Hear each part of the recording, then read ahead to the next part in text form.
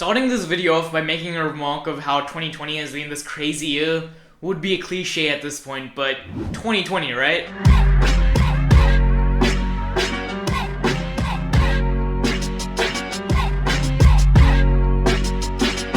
Hi guys, my name is MRIDUL, a filmmaker who makes random content on the internet on a weekly basis, and today I'm going to be talking about my favorite films of 2020 so far. Normally I don't make these mid-year lists, but this year I thought it would be interesting because 2020 has been a wild year, of course. A lot of stuff has happened, but in terms of movies, not a lot has happened at all. Due to the coronavirus, of course, a lot of the films have been pushed back, and we really haven't gotten any big movies yet, and even the independent A24 films and all of the independent films that you normally see by this time of the year have also been pushed back. So a lot of us film fans feel very hungry for more movies. So I thought it would be nice to celebrate the films that we did get this year, and just for me to recommend some films that you may have not seen this year so far that I really loved. I think I've already rambled on a bit, so let's just get started with the list. I do want to give a special mention to the documentary Road to Roma, which is all about how Roma was created. Of course, Alfonso Cuarón's latest film. I thought it was a very beautiful documentary. Sadly, it didn't make it into my top 5. But there was this letterbox comment that was saying that it's like watching Da Vinci paint the Mona Lisa. And of course that is like hyperbole, but I do kind of get what he's saying, or she, I don't know who commented, but like it's just this great journey watching Alfonso Cuarón relive his childhood memories to make Roma. And I just love that documentary, so I'm just gonna give that an honorable mention. Starting off the list, let's talk about The Invisible Man. I didn't actually have that much expectations for this film because, honestly, I know everybody loves Leigh Whannell's Upgrade, but to me, Upgrade was a bit cheesy, I just didn't like it. I just couldn't get into it. Maybe I do have to rewatch it, but it just wasn't my type of film, even though it was science fiction, and I pretty much love all science fiction. But yeah, sadly, I wasn't really able to get into Upgrade, which was a critically acclaimed movie made on a super low budget.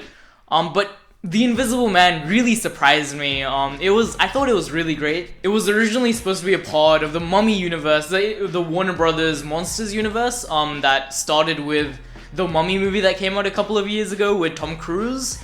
But sadly, that movie was a flop. Instead of having this huge, grand scale of like the world ending, it's just about this woman and her relationship with her husband. And I think that smaller scale really lended to have a better film in general, with more memorable characters, a more memorable emotional journey that I could connect to as an audience. There's certain filmmaking things in this movie that I was very happy to see, like the whole kind of CGI of the Invisible Man is just simply he's not there. So you can actually create a lot of suspense by just showing an empty chair. And I thought it was very smart in terms of being a lower budget film comparatively. But yeah, overall it was a really solid movie. The performances were great, especially the lead actress. I forget her name, everybody loves her, but yeah, she did a great job. But yeah, Invisible Man, definitely check it out. I was actually a very big fan of Thoroughbreds, the director's last film, and I was just a huge fan of that. I just loved how it was made. I rewatched it recently alongside Bad Education, and it really holds up, I think.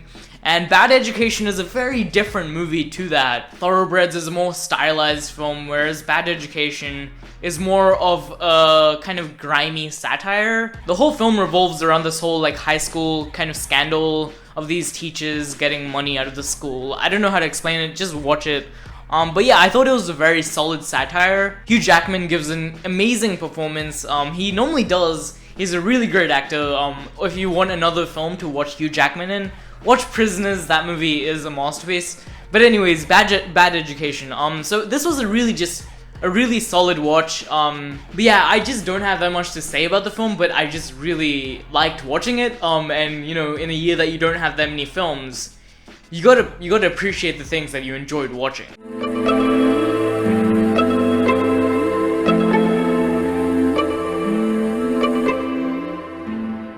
Tiger Tail is a recent Netflix original that I really enjoyed.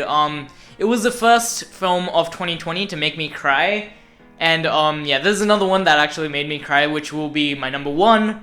But Tiger Tail was very interesting as it made me realize and conceptualize how I'm in this like stage of youth right now. Like every generation before me has been in that stage, and how when you're at that stage it feels absolutely real. That's like reality. It's very hard to explain. I just had this like novel insight while watching it that made me really emotional, even though like while I'm explaining it, it sounds very similar. It sounds very simple, I mean. But you know, Stanley Kubrick once said that, like, you know, his movies visually, you know, can bring a lot in terms of their ideas, but when he tries to explain them, they sound very simple. And I think there's a similar kind of feeling in this film. It's more about the feeling rather than the story. I hardly remember what happens in the story, to be honest. Like, there are certain images that I remember a lot, but the story itself, like, it's not that, like, it's not a great story or anything. It's just a very simple tale of an elderly man considering the directions that his life could have gone, and it's just one of those films that hit me without any, like, good reason to hit me. It's just one of those films that incited a lot of deep emotions within me and feelings within me without being, like, a conceptually great piece, you know? It's just one that you gotta watch for the feeling. And it's on Netflix, so watch it. Not a lot of people have seen it. I would highly recommend it. I feel like I'm selling the film short by, like, describing it, but I think it's a pretty good experience. Number 2 is Anurag Kashyap's Choked. I have a review on this on my channel. But yeah, this is a Indian film and it was very good. If you want more thoughts, I'll just watch the review. I pretty much I've detailed my thoughts in that video, but yeah, I loved it. It was very good. Of course, it had its problems, but overall, amazing movie. Definitely check it out. Also on Netflix. And my number 1 is actually made by my friend, so I might be a bit biased, but it's very inspiring, especially the fact that it's made on pretty much, it's made without a budget, which is, you know, it's amazing, and it's Joel Haver's Pretend That You Love Me. It's also, once again, something that just incites so much feelings within me that it's hard to explain my love for the film. But yeah, this movie made me cry a bunch. It made me feel so much. Thank you, Joel Haver. Joel Haver is probably watching this video, so I would like to thank him for making this piece. It's definitely the best thing I've watched this year, and the best thing is that it is available on YouTube for free. I've mentioned this film like so many times already that it feels like I'm beating a dead horse, but please watch this film. I also have an interview of Joel Haver, but talking more about the film, it's just like, it's a film that could only be made as a film. Like, I don't think it could have been written as a book. I don't think, it's like one of those things that the medium that it's in just suits it so perfectly.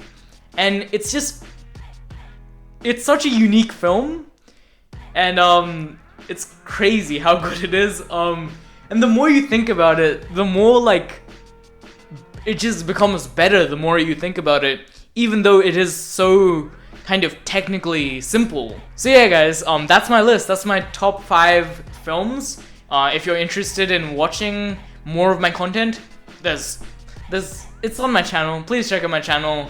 Yeah, make sure you like, subscribe, comment, all that good stuff. And you know what? I think I've been talking for too long. I kind of feel tired, so I'm just gonna shut up now.